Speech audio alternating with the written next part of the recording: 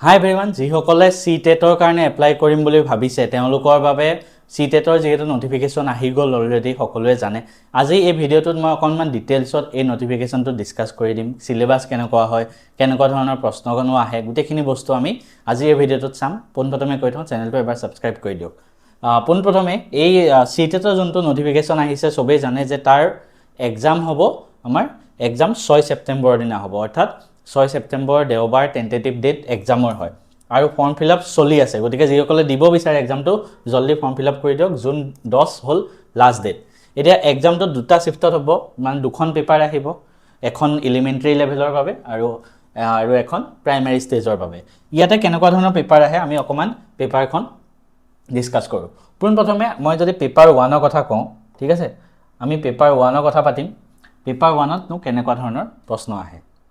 Paper 1ত পোনপ্ৰথমে এখন compulsory হ'ব, সেইটো হ'ল EVS এনভাইৰনমেণ্টেল ষ্টাডিজ, য'ত 30টা MCQ আহিব আৰু 30 নম্বৰ থাকিব, য'ত ফ'কাছ ক'ত থাকিব, family, food, shelter, water and travel.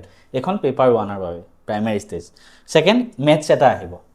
মেথছতো 30 MCQ 30 marks থাকিব, ঠিক আছে, য'ত 30ৰ ভিতৰত আধা আপোনাৰ মেথছ আহিব সৰু ক্লাছৰ আৰু বাকী আধা পেডাগজি ৰিলেটেড মেথছ আহিব কিছুমান, ঠিক আছে। বাকী নেক্সট 30 নম্বৰ আহিব কিহত, 30 নম্বৰ 30 MCQ CDPত, ঠিক আছে, চাইল্ড ডেভেলপমেণ্ট এণ্ড পেডাগজি। ইয়াতে 30টা MCQ আহিব। তাৰপিছত দুটা লেংগুৱেজ ল'ব লাগিব আপুনি, ঠিক আছে, দুটা লেংগুৱেজৰ 30টা প্ৰশ্ন আহিব, ঠিক আছে। অৰ্থাৎ আমি গোটেই পেপাৰখন যদি 5টা ভাগত ভাগ কৰিব পাৰোঁ, EVS, মেথছ, তাৰপিছত CDP আৰু লেংগুৱেজ দুটা, যিকোনো দুটা লেংগুৱেজ আপুনি ল'ব পাৰে, ইংলিছ বা আছামিজ, তেনেকৈ হিন্দীও আছে অপশ্যনত, তো এইকেইটা আপুনি লেংগুৱেজ ল'ব পাৰে, ঠিক আছে। তাৰপিছত আমি যদি চাওঁ, তাৰপিছত আমি চাম পেপাৰ 2, ছেকেণ্ড পেপাৰখন কেনেকুৱা আহিব।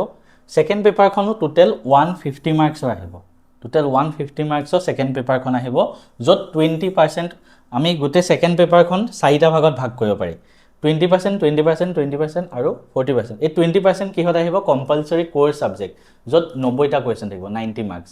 এই 90টাত কি কি থাকিব জানেনে, কম্পালচৰি CDP পেপাৰ এখন থাকিব, য'ত 30টা, লেংগুৱেজ 1 আৰু লেংগুৱেজ 2, দুটা লেংগুৱেজ। ইয়াতো তেনেকৈ দুটা লেংগুৱেজ ল'ব পাৰি, ইংলিছ বা হিন্দী, আৰু ইয়াতে টোটেল আপোনাৰ 90 মাৰ্কছ আউট অফ 150 এইখিনি আহিব, ঠিক আছে। তাৰপিছত বাকী কি আহিব, বাকী 60 মাৰ্কছ, 150 90 নম্বৰ এইখিনি আহিলে, বাকী 60 মাৰ্কছ কি আহিব জানেনে, track A mathematics and science. যদি আপুনি মেথছ বা ছায়েন্স টিচাৰ হয় তেনেহ'লে মেথছ আৰু ছায়েন্সৰ পেপাৰখন দিব লাগিব। যদি আপুনি ছ'চিয়েল ষ্টাডিজৰ কাৰণে টিচিং কৰিব তেনেকুৱা হ'লে ছ'চিয়েল ছায়েন্সৰ পেপাৰখন দিব লাগিব, য'ত 60 মাৰ্ক, অৰ্থাৎ ইয়াতে 90 + 60 সেনেকৈ 90টো 3টা ভাগত ভাগ কৰি দিছে, CDP, লেংগুৱেজ 1, লেংগুৱেজ 2। তো এই বস্তুটো হ'ল আপোনাৰ কি, গোটেই পেপাৰখন কেনেকৈ আহিব মই অকণমান আপোনালোকক দেখাই দিবলৈ চেষ্টা কৰিলোঁ, ঠিক আছে। অৰ্থাৎ আমি অভাৰঅল যদি চাওঁ, যোনখন আপোনাৰ পেপাৰ 2ত মেথমেটিক্স এণ্ড ছায়েন্স 60 মাৰ্কছৰ হ'ব আৰু ছ'চিয়েল ছায়েন্স 60 মাৰ্কছৰ হ'ব, যিকোনো এটা, ঠিক আছে। আপুনি যোনটো ছাবজেক্টত এপ্লাই কৰিব বিচাৰে সেইটো ছাবজেক্টত সেনেকুৱা হিচাপত মেথছ বা ছায়েন্স দিব লাগিব। যদি ছ'চিয়েল ছায়েন্সৰ টিচাৰ হয় ছ'চিয়েল ছায়েন্স দিব লাগিব। কেনেকুৱা ধৰণৰ প্ৰশ্ন আহিব মই ইয়াতে দেখাই দিছোঁ। মেথছৰ 30টা প্ৰশ্ন, content, number system, algebra, geometry, ইয়াৰ উপৰি পেডাগজিকেল ইছ্যুজ, ঠিক আছে।